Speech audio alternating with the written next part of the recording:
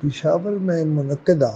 قبائل کے تاریخی گرینڈ جرگے میں افواج پاکستان کے سپہ سالار جناب سید عاصم منیر نے ایسی تقریر کی کہ لگا وہ اپنے وقت کے صلاح الدین ایوبی ہیں۔ انہوں نے کہا فوج اور سیکیورٹی کے تمام ادارے اور پاکستان کی عوام ایک ملک کی موجودہ سیاسی صورتحال میں یہی لائن سب سے بہترین تھی کہ عوام اور فوج ایک، اور جو لوگ امن کو برباد کرنا چاہتے ہیں، جناب سید عاصم منیر کا کہنا یہ تھا کہ وہ ہم میں سے نہیں۔ پاکستانی فوج دراصل شہداء کی فوج، اور یہ فوج ایمان، تقویٰ اور جہاد فی سبیل اللہ کے نعرے پر یقین رکھتی ہے۔ سید عاصم منیر کا کمال یہ ہے کہ وہ دنیاوی علوم کے علاوہ قرآن کریم کو بھی نہ صرف سمجھتے ہیں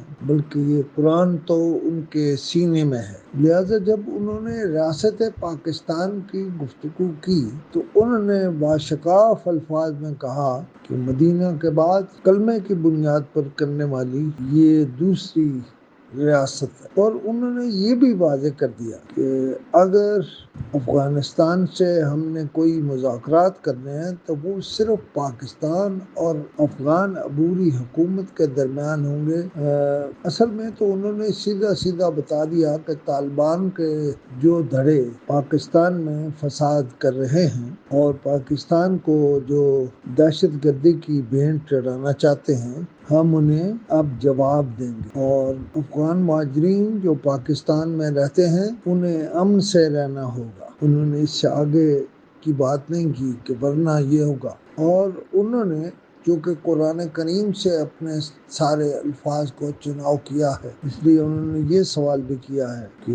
اور یہ سوال میں سمجھتا ہوں افغان عبوری حکومت سے ہے کہ کیا احسان کا بدلہ احسان کے علاوہ کچھ اور ہوتا ہے؟ پاکستان کے آئین کی حاکمیت بھی اس میں لکھا ہے کہ یہ حاکمیت صرف اللہ کی ہے، اور یہ خارج ہیں جو کوئی اور شریعت لانا چاہتے ہیں۔ آرمی چیف کا یہ پیغام بڑا واضح اور ایک خاص پس منظر میں ہے۔ میں اس پر اور گفتگو بھی کروں گا، لیکن یہ خطاب دراصل ان سارے